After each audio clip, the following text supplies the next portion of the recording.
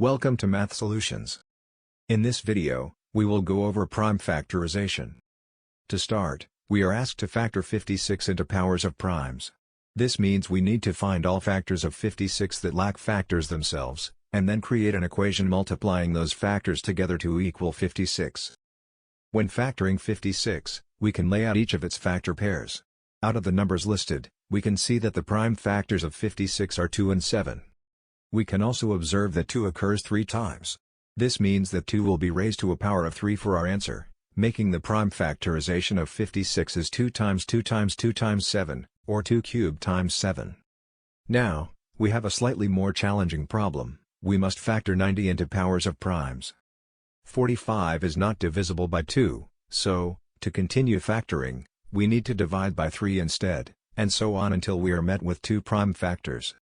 Now we have all of the prime factors, 2, 3, and 5, with 3 occurring twice. This means 3 will be raised to the second power in our answer, making it 2 times 3 times 3 times 5, or 2 times 3 squared times 5. Thank you for watching this video. Be sure to check out my Patreon at patreon.com/mathsolutionsx.